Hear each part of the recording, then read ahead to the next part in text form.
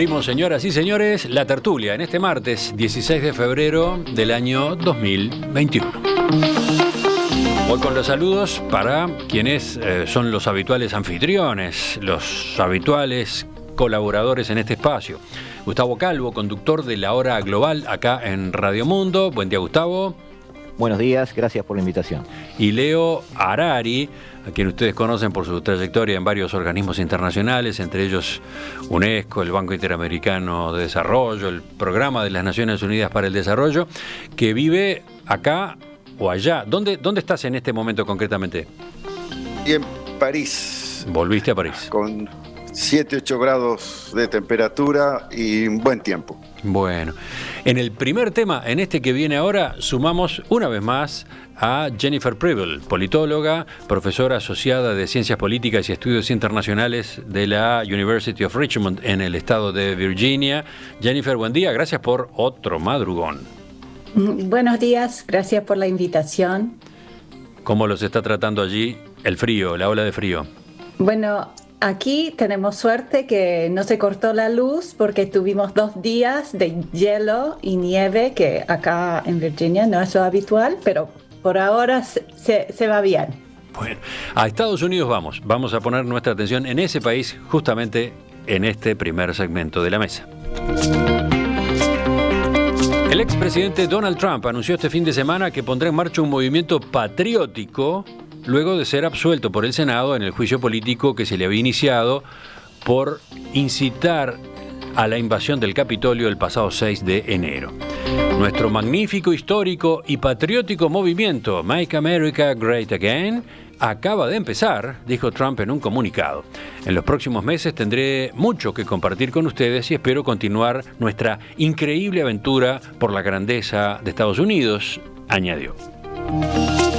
Recuerden, el sábado el Senado votó 57-43 a favor de condenar al expresidente, pero ese resultado que impulsaban los demócratas no fue suficiente, no alcanzó la mayoría de 2/3 requerida para que efectivamente la resolución fuera de efecto real. Solo 7 republicanos votaron a favor.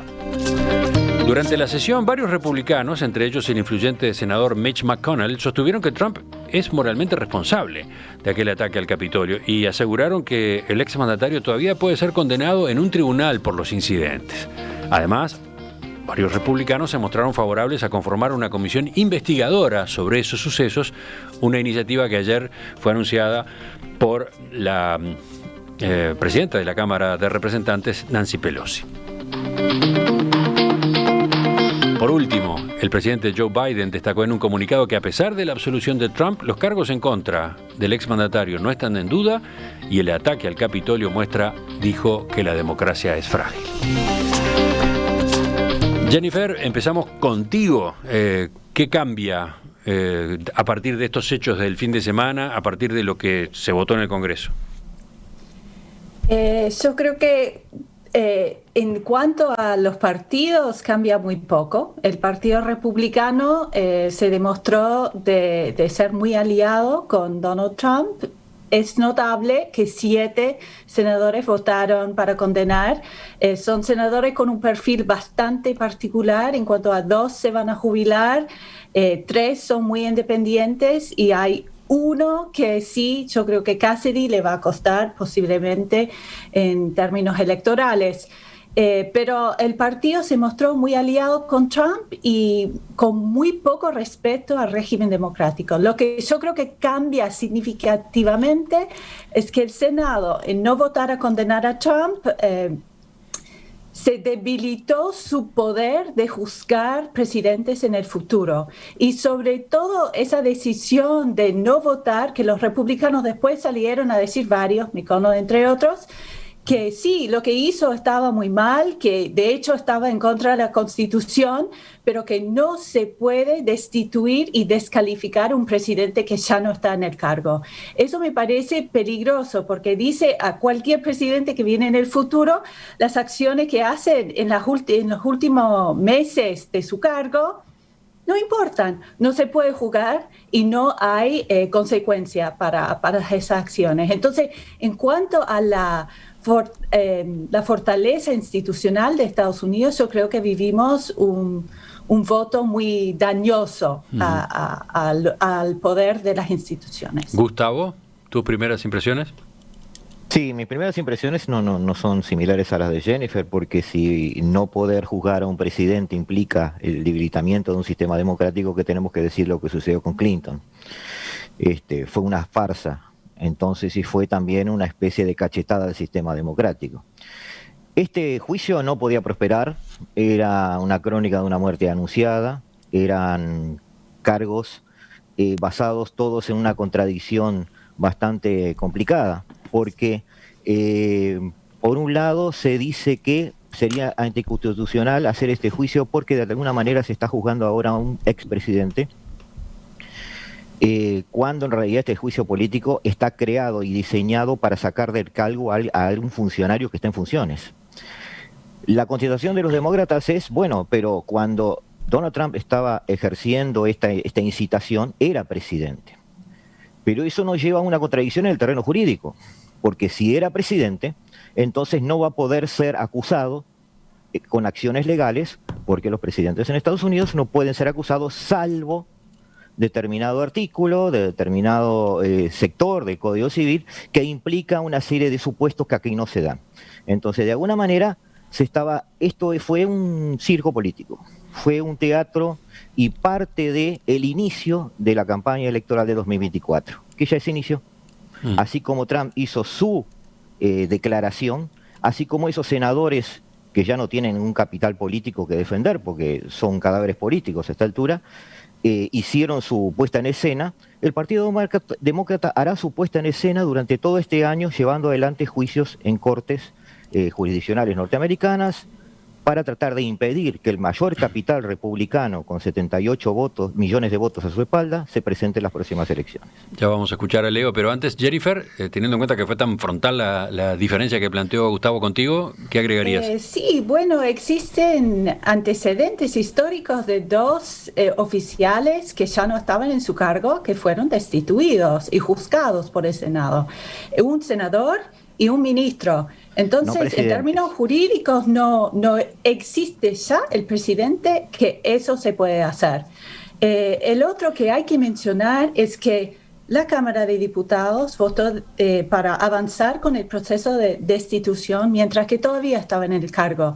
Mitch McConnell negó aceptar los articles of impeachment y empezar con el proceso mientras era presidente Donald Trump. Entonces me parece muy disingenuo que uno dice no se puede juzgar no se puede juzgar una vez que se va del cargo, pero tampoco se permitió empezar el juicio mientras era presidente. Entonces o lo hace y lo permite, o una vez que se va lo permite, y la historia da ejemplo que eso se puede hacer. Seguimos ahora con Leo. Es un tema de fondo en realidad, porque Gustavo, esto es un juicio político, no legal. Perdón. Que no es el tema de fondo en realidad. Esto es un juicio político con una puesta en escena política, no legal. Es decir, ya se sabía que no se iban a tener, como el impeachment anterior, ya se sabía que no iban a estar los votos. Sí sabía, pero era importante para defender el poder del Congreso de juzgar a un presidente, porque cuando un presidente viola la Constitución, la legislatura tiene que actuar con el poder que la Constitución le da. Y yo creo que no hay un ejemplo de una violación de la Constitución más grave de lo que pasó el 6 de enero. Leo, te están dejando afuera. No tengo dificultad en coincidir con lo que dice Jenny. Me parece de buen sentido. Lo que me preocupa es que nos quedemos dentro de los problemas técnicos cuando estamos frente a una enormidad política que no se reduce a lo que dijo el presidente el 6 de enero en su discurso, ni se reduce a cuestiones de plazos más largos o más cortos. Estamos frente a un proyecto de quedarse con el poder que no empezó el 6 de enero, que empezó mucho antes. Lo hemos hablado en esta mesa mucho antes, que no solo significó el ir legitimando de a poco las bandas de soberanistas y otro tipo de degenerados que apoyan a Trump por la desesperación que tienen frente a una vida que no entienden por qué les va mal. Pero también hubieron cuestiones muy concretas, como el hecho de mover gente del Pentágono, que eran más institucionalistas, y poner trumpistas. Incluso empezar a hablar de quizás la necesidad de una ley marcial. Hay cantidad de pruebas. Por ejemplo, cuando la gran manifestación de Lives Black Matter en Washington, el hecho de atravesar lo que llamaban la Plaza Lafayette, que ahora se llama la Plaza Black Lives Matter, con el jefe de Estado Mayor y con la protección de la Guardia Nacional, cuestiones insólitas de mezcla de poderes sobre el Distrito Federal, estaba ya forzando la institucionalidad para demostrar su capacidad de fuerza, pero también lo ha hecho moviendo todo tipo de jueces y otro tipo de autoridades para ir creando una fuerza capaz de seguirlo a él por encima de los límites constitucionales. Lo que pasa que la tecnicidad del sistema americano hace que se haya reducido todo a si en el discurso incitó o no incitó. En realidad le estaba preparando hace mucho tiempo. Le estaba preparando en Charlottesville cuando dijo que había gente buena entre los que estaban defendiendo los derechos humanos y también entre los que estaban gritando consignas como que judíos no somos y no dejaremos que los judíos nos manden y cuestiones de soberanismo blanco. Y entonces hay buenos en todos lados y todo este fenómeno, una manera de legitimizar esta base. Pero incluso antes de que asuma como presidente, Steve Bannon, del cual ya he hablado muchas veces y seguiré hablando porque permite comprender quién es Trump, le decía: el poder no se va a ganar con las mayorías, sino con grupos capaces de hacer cualquier cosa para seguir a un líder. Lo que hay que darles es empleo, aunque sea miserablemente pagado, y un enemigo. Y eso es lo que Trump hizo durante todo el tiempo.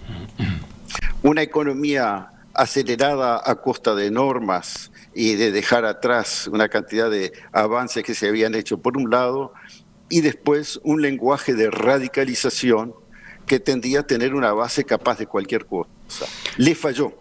¿Qué era lo que quería que pasara ese 6?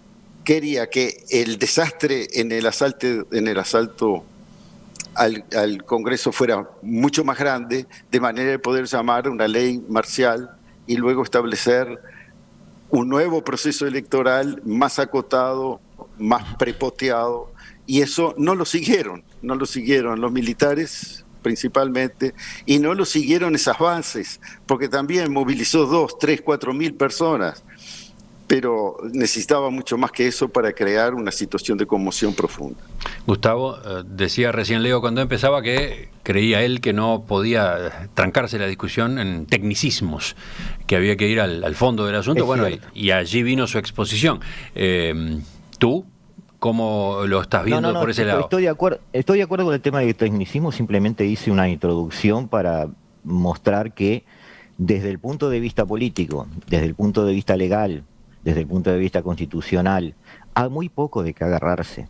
Yo estoy cayendo en la trampa de parecer un seguidor de Trump, ya lo sé, siempre lo he asumido porque mucha gente me escribe y me dice eso, y digo, y no sé cómo convencer a los que me conocen, saben que no es así, pero me niego a no ser inteligente. O sea, me niego a que el Partido Demócrata cree esa burbuja de realidad virtual paralela donde se cree todo su discurso. Es decir, de alguna manera se está diciendo, como le dijo ahora Leo, es decir, Trump no pretendió dar un golpe de Estado, pero ningún demócrata ni siquiera lo piensa eso. Saben que esto es una movida política, saben que es así. ¿Cómo podemos agarrar un discurso? Lo tengo acá, además, a la vista, el discurso en letras rojas, después te mando una foto, Emiliano, si querés. Alguien que diga: caminaremos, estaré allí con ustedes, va a hacer sus voces de manera pacífica y patriótica, es decir, quieren escuchar lo que quieren escuchar. Donald Trump es un troglodita, lo digo con letras mayúsculas, lo es, pero es parte del sistema político norteamericano.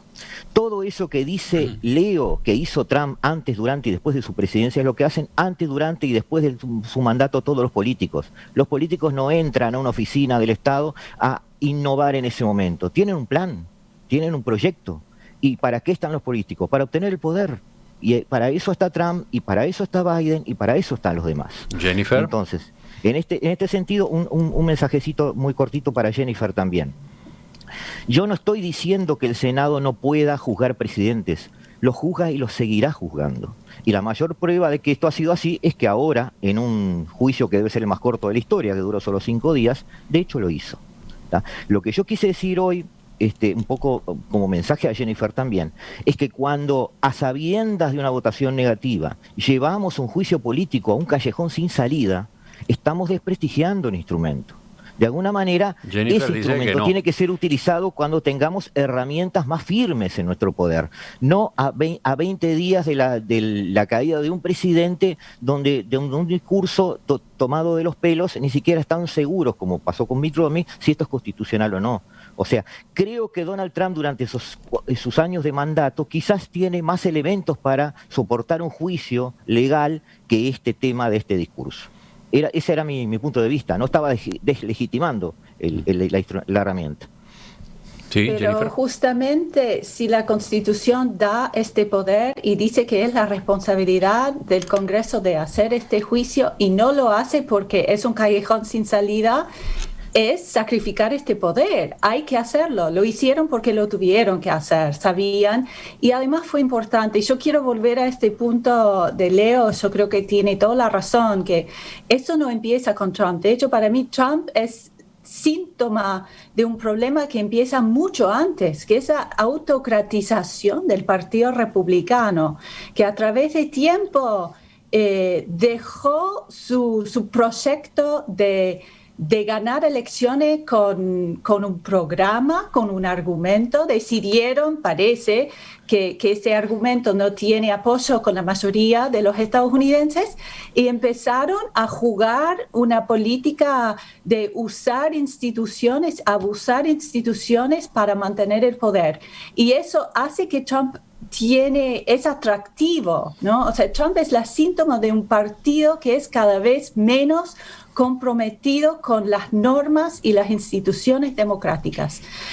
Y eso se ve, como decía Leo, mucho antes. Se ve con la negación ya de Obama de confirmar un juez a la Corte Suprema, porque decían que venían llegando las elecciones en 6 meses, después llegan ellos y lo hacen en 2 meses, ¿no? O sea, ningún respeto para normas y instituciones democráticas. Entonces yo creo que efectivamente se demostraron aún más comprometidos con este imagen antidemocrático del partido. Y el problema es que ahora, yo estuve leyendo ayer y el día antes, muchos discursos, mucha escrita por republicanos, y parece que piensan que se puede resolver este problema sacando a Trump, ¿no? Yo creo que sacando a Trump no cambia mucho, porque el partido ya se transformó, ya tiene muy poco compromiso con la democracia, y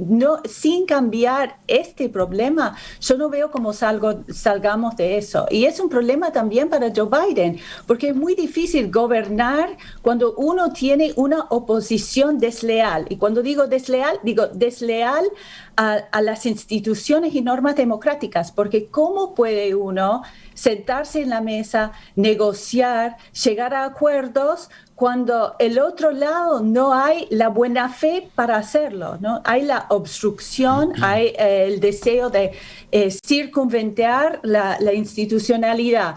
Y yo creo que estamos en un momento que no podemos tener parálisis legislativo, porque una razón por la cual Trump es muy atractivo es que la gente se arrabia, se enoja, porque no pasa nada, porque no le cambia la vida, porque el Estado no está presente, porque perdió el trabajo y su vida está en pedazos y el Congreso no hace nada. Entonces, esta actitud del Partido Republicano de obstruccionar genera problemas también para Joe Biden, y van a tener que decidir los demócratas cómo avanzar con un partido en oposición que es desleal a las normas democráticas. Bueno, también están las otras preocupaciones o las otras visiones.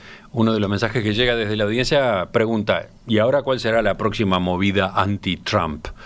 Porque está claro que la idea es impedir su candidatura en el 2024, dice el oyente. Es un síntoma de partidos que, a contrario de lo que dice Jenny, no siguen un proyecto. La idea es tirar a Trump. Todas estas elecciones fueron para bajar a Trump. Y hablando de obstruir... ¿Todas estas elecciones? ¿Elecciones? Todas las elecciones estaduales, ¿no? O sea, la campaña en cada uno de los estados. Ajá. Fue bajar a Trump, ¿tá? Y de hecho, hablando de obstruir, el Partido Demócrata ha tenido esa actitud, aunque Jenny no lo reconozca, durante estos años. Primero se dijo que no podía ganar las elecciones, las ganó. Después se dijo que era una locura renegociar el NAFTA con México y Canadá, lo renegoció. Se dijo que era una locura llevar esa política de desregular el mercado y no gravar a las empresas, con la que Leo, por supuesto, estuvo en desacuerdo total. Bueno, lo hizo y la economía levantó. Y no solo lo hizo y la economía levantó, sino que el próximo secretaria de Tesoro ya está avanzando que no se va a volver a regular ni a gravar a las empresas durante este periodo, ¿tá? Se habló del efecto migratorio. Bueno, el muro de Trump nunca se pudo hacer. El único que construyó muros acá fue Obama. ¿Y por qué no se pudo hacer? Porque fue una obstrucción tras otra en todos los presupuestos del Congreso y en cada uno de los jueces estaduales de sello demócrata. El efecto migratorio no lo iba a parar. Llegó a un acuerdo con México y otros países sirven de filtro para que los inmigrantes no entren a Estados Unidos. No se iba a hacer la repatriación de capitales. Google, Apple y General Motors trajeron más de 17.500 millones de dólares que tenían en bancos europeos. Reabrieron fábricas y líneas de producción. El petróleo era un problema. Hoy Estados Unidos es el primer productor de petróleo del mundo. El acuerdo de Oriente Medio era una locura. Ya son 5 países que han firmado con Israel un acuerdo de paz. No generar nuevas guerras y no comprometerse en ellas era una especie de mantra que Trump repetía sin ningún sentido. No entró en ninguna guerra a Estados Unidos en este periodo. Hace 35 años que no pasa eso con un presidente. El primer impeachment lo iba a voltear. No llegaron a los votos y ya se sabía. Las elecciones iba a ser una ola azul que lo iba a derrotar. Trump sacó más más votos que lo que tuvo en la elección anterior. Entonces, son realidades paralelas en las que vive el Partido Demócrata. Bueno, la realidad me convenció Gustavo. Es porfiada la realidad. Yo no digo que Trump sea un angelito, no lo es. Por más que leas, Jenny, todos los discursos de los republicanos que tengas a mano, el Partido Republicano tiene hoy en Donald Trump un gran capital electoral. Hay decenas de millones de votos que nadie más los tiene. Entonces, Jenny, ningún republicano con un sentido de política de futuro se va a poner en la vereda de enfrente. Digan lo que digan. Jennifer tiene apuntes que está tomando y al mismo tiempo creo está casi en la hora en que tiene que irse. Yo tengo clase hoy. Perdón.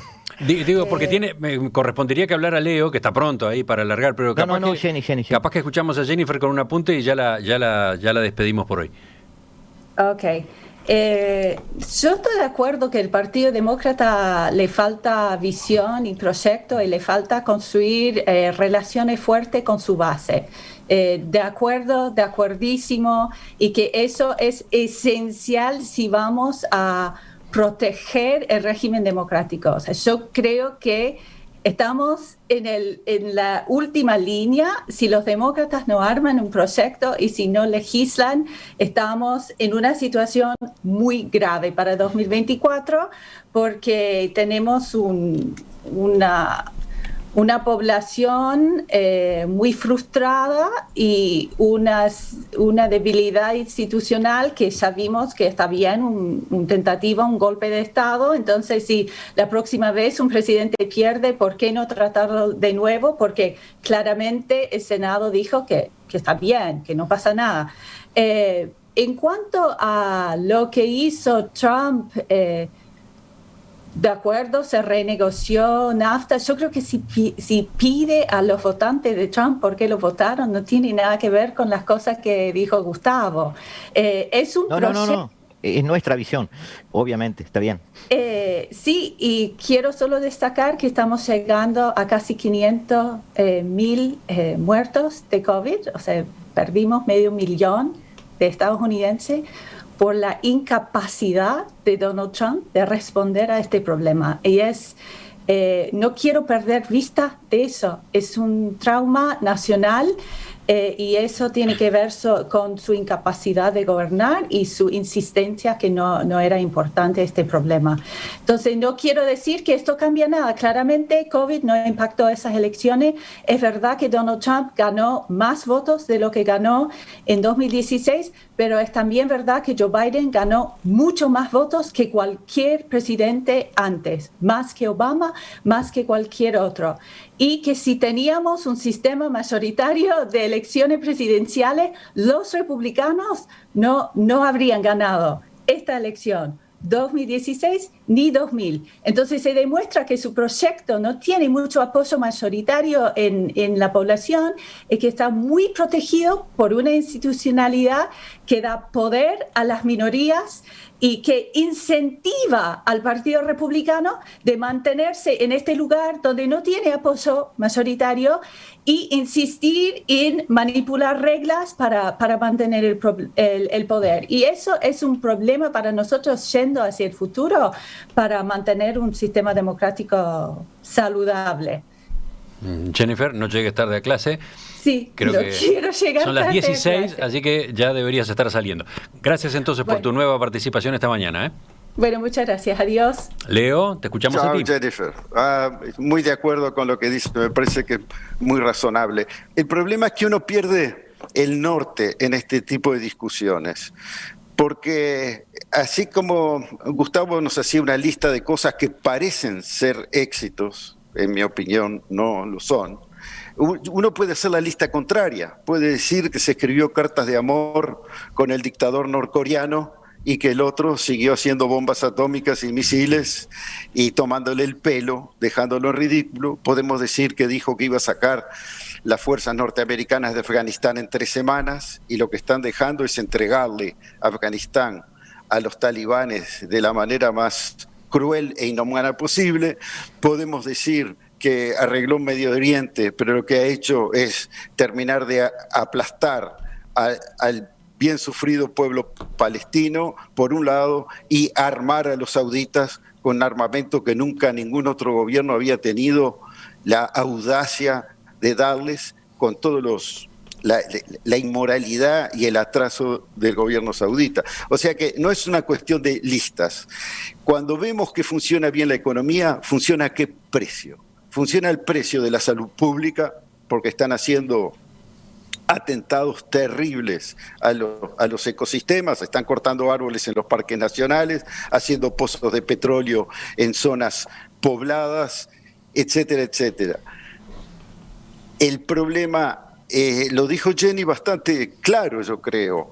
Hay proyectos diferentes, pero hay también un desarme del sistema político americano basado en una constitución y un sistema electoral que no es demasiado democrático, porque es un sistema de elección indirecta, y con un pueblo bastante perplejo, porque el sueño americano no se cumple para todos, se cumple para los que viven en Manhattan o en San Francisco o en Silicon Valley, pero no se cumple para los demás. Entonces, es cierto lo que dijo también Jenny, de que el Partido Demócrata, y Gustavo tiene que estar de acuerdo con esto, el Partido Demócrata ha perdido tanta identidad como la que está perdiendo el republicano. El republicano la ha perdido en beneficio de una radicalización que empezó con el Tea Party y que llegó a consolidar Trump con el sector más amargado, más de derecha, pero también el más golpeado por los cambios de época, y el Partido Demócrata intentando consolidar una base progresista, más tipo socialdemócrata europea, basada en la defensa de derechos, en un salario mínimo nacional, en una seguridad pública, una salud pública fuerte, es decir, redimensionar la fuerza del Estado federal para resolver con bienes comunes a problemas públicos mayores, cosa que está en contra de la ideología de los republicanos. ¿Qué va a pasar? Porque esa era la pregunta del auditor, del oyente hace un ratito. lo que va a pasar probablemente es que los dos, primero de todo, que va a haber una enorme cantidad de juicios y de ataques a Trump para tratar de neutralizarlo en el futuro inmediato, porque se considera el peligro principal, y eso el Partido Demócrata no va a escatimar esfuerzos, pero está obligado también a producir cosas concretas para seguir sus promesas. Y va a hacerlo empujado por la base más progresista, que puede llegar a ganar terreno, y entonces vamos a tener, como nos pasó en Uruguay también, vamos a tener partidos tradicionales que pierden una parte importante de su base hacia nuevas fuerzas emergentes. Eso es lo que va a pasar, dependiendo mucho también de cómo marche la economía mundial y cómo puedan enfrentarse al problema de la pandemia y el cambio climático con verdaderas medidas masivas que creen la sensación de la realidad de que se están haciendo cosas. Sí. Son momentos muy difíciles para Estados Unidos. Tenemos que pasar al tema siguiente. Gustavo, supongo que tenés bastante para decir, pero por lo menos... No, sí, pero solo una frase para despedirnos. Increíblemente veo una persona de izquierda defendiendo un partido cuya cúpula se forma de empresarios del petróleo, armamentistas, y ahora con la nueva ola de empresarios tecnológicos que están copando la cúpula del partido. Increíble. De mí no estás hablando. Sí, increíble. No, yo soy anarquista, increíble. No soy de izquierda. No, el Partido Popular en Estados Unidos es el republicano, no el demócrata. Pero por supuesto, pero yo no defiendo a ninguno de los dos. Yo no defiendo ninguno. Los dos son parte del mecanismo la grabación de manejo del imperio. En la web de Perspectiva, la podés escuchar de vuelta. El problema es el sistema que está centrado en producir unos pocos, en vez de producir soluciones para la gente común y corriente en la calle. Como le pasó a Obama. Eso no es ni de izquierda ni de derecha, Gustavo, no digas barbaridades. Como le pasó a Obama. 10 de la mañana y 12 minutos. De desocupación en 20 años. Maravillosa la aparición en escena de tu perro, Leo. ¿Viste la admiración con la que te observaba? No me di cuenta, pero es casi siempre así. No creyó necesario intervenir, por lo visto se sentía suficientemente representado por tu alegato. Bueno, discutilo con él ahora durante la pausa, ya volvemos.